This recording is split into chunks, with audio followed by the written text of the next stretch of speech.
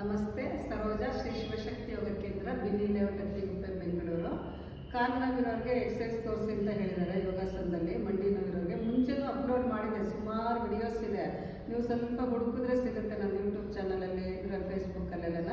ಈಗ ವಿತ್ ಬೆಲ್ಟಲ್ಲಿ ಹೇಗೆ ಮಾಡೋದು ಅಂತ ರೈಟ್ಲಾಗಿ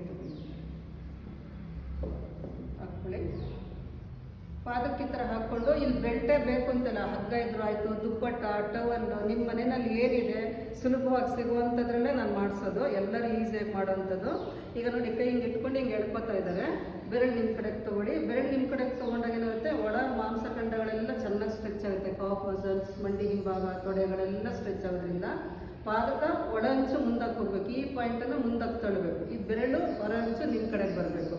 ಈ ಥರ ಮಾಡಿಬಿಟ್ಟು ಸ್ಟ್ರೈಟ್ ಕೂತ್ಕೊಂಡು ಒಂದು 20 ಸೆಕೆಂಡು 20 ಎಣಿಸಿ 20 ಕೌಂಟ್ಸ್ ಮಾಡಿ. ಸ್ವಲ್ಪ ಹೊತ್ತು ಕೂತ್ಕೊಂಡು ಆ ಸ್ಟ್ರೆಚಿಂಗನ್ನು ಗಮನಿಸ್ತಾ ಇರಬೇಕು. ಜೊತೆಗೆ ಬ್ರೀದಿಂಗನ್ನು ಗಮನಿಸಿ. ಚೆನ್ನಾಗಿ ಡೀಪ್ ಇನ್ಹಲೇಷನ್ ಎಕ್ಸಲೇಷನ್ ಮಾಡ್ತಾ ಇರಬೇಕು. ಎಲ್ಲದೂ ಅಷ್ಟೇ, ಏನೇ ಮಾಡಿದ್ರು ನೀವು ಉಸಿರಾಟದ ಕಡೆ ಗಮನ ಕೊಟ್ಟಾಗ ನಿಮ್ಗೆ ಅದ್ರ ಹೆಚ್ಚು ಲಾಭ ಸಿಗ್ತಾ ಹೋಗುತ್ತೆ. ಈಗ ಕಾಲು ಚೇಂಜ್ ಮಾಡ್ಕೊಳ್ಳಿ. ನಿಮಗೆ ಗೊತ್ತಾಗುತ್ತೆ ಸ್ವಲ್ಪ ದಿವಸದಲ್ಲಿ ಈ ಥರ ಮಾಡಿದಾಗ ಎಷ್ಟು ಚೆನ್ನಾಗಿ ಮಂಡಿ ಹಿಂಭಾಗ ಸ್ಟ್ರೆಚ್ ಆಗಿ ಮಂಡಿ ನೋವು ಕಡಿಮೆ ಆಯಿತು, ಕಾಫ್ ಮಸಲ್ಸ್ ಪೇಯ್ನ್ ಕಡಿಮೆ ಆಯಿತು, ಕ್ರ್ಯಾಂಪ್ಸ್ ಬಂದಾಗ ಅದೆಲ್ಲ ಇರುತ್ತಲ್ಲ ಅದೆಲ್ಲ ಕಡಿಮೆ ಆಗುತ್ತೆ. ಈ ಥರ ನೋಡಿ, ಅವ್ರಿಗೂ ಕಾಲುಗಳ ಸಮಸ್ಯೆ ಇರೋದ್ರಿಂದ ಈ ಥರ ಮಾಡಿಸ್ತೀನಿ. ಯಾರಿಗೇನು ಸಮಸ್ಯೆ ಇದೆ ಅವ್ರನ್ನೇ ಇಟ್ಟು ಮಾಡಿಸಿದಾಗ ನಿಮಗದು ಬೇಗ ಗೊತ್ತಾಗುತ್ತೆ. ನಾನೇ ಮಾಡಿದ್ರೆ ನಿಮಗೆ ಗೊತ್ತಾಗಲ್ಲ, ಇವರೆಲ್ಲ ಆರಾಮಾಗಿದ್ದಾರೆ, ಸುಮ್ಮನೆ ಹೇಳ್ತಾರೆ, ಸುಳ್ಳು ಹೇಳ್ತಾರೆ ಅಂತ ಆಗುತ್ತೆ. ಇಲ್ಲಿ ಯಾವುದೂ ಸುಳ್ಳು ಹೇಳಲ್ಲ. ಯಾರಿಗೇನು ಸಮಸ್ಯೆ ಇದೆ ಅದ್ರ ಪ್ರಕಾರನೇ ಮಾಡಿಸ್ತಾ ಹೋಗ್ತೀನಿ. ವಿತ್ ಸಪೋರ್ಟಲ್ಲಿ ಮನೇಲಿ ಹೇಗಿದೆ ಉಪಕರಣಗಳು ಅದನ್ನೇ ಉಪಯೋಗಿಸಿ ಮಾಡೋವಂಥದ್ದು. ಈಗ ನೋಡಿ, ನೇರಾಗಿ ಕೂತ್ಕೊಂಡು ಉಸಿರಾಟವನ್ನು ಗಮನಿಸ್ತಾ ಇದ್ದಾಗ ಮಂಡಿ ಹಿಂಭಾಗೆಲ್ಲ ಚೆನ್ನಾಗಿ ಸ್ಟ್ರೆಚ್ ಆಗ್ತಾ ಇರುತ್ತೆ. ಒಂದು 20 ಕೌಂಟ್ ಎಣಿಸಿ. ಕಷ್ಟ ಆದರೆ ಬಿಗಿನಿಂಗಲ್ಲಿ 10 ಎಣಿಸಿ. ಆಮೇಲೆ ಅಭ್ಯಾಸ ಆಗ್ತಾ ಇನ್ನೊಂದು ಸ್ವಲ್ಪ ಇನ್ಕ್ರೀಸ್ ಮಾಡ್ಕೊಳ್ಳಿ. ಇದೊಂದು 4 ಸಲ ಮಾಡ್ಕೊಳ್ಳಿ, 4-5 ಸಲ ಈ ಥರ ಮಾಡ್ಕೊಳ್ಳಿ. ಬೆಳಗ್ಗೆ ಸಾಯಂಕಾಲನೂ ಮಾಡ್ಕೊಳ್ಳಿ.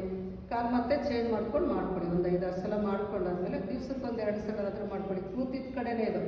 ಚೇರ್ ಮೇಲೆ ಕೂತ್ಕೊಂಡಿರ್ತೀರ, ಸೋಫಾ ಮೇಲೆ ಕೂತ್ಕೊಂಡಿರ್ತೀರ, ಆ ಥರ ಕೆಳಗೆ ಕೂತ್ಕೊಳ್ಳೋಕೆ ಆಗದೆ ಇರೋರಿಗೆ ನಾನೀಗ ಮೇಲೆ ಕೂರಿಸಿ ತೋರಿಸ್ತಾ ಇರೋದು.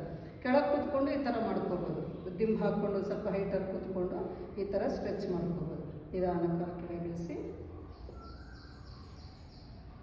ಇವ್ರಿಗೆ ಸಮಸ್ಯೆ ಇರೋದ್ರಿಂದ ಶಾಂತನವ್ರಿಗೆ ಮಾಡಿ ತೋರಿಸಿದ್ರು.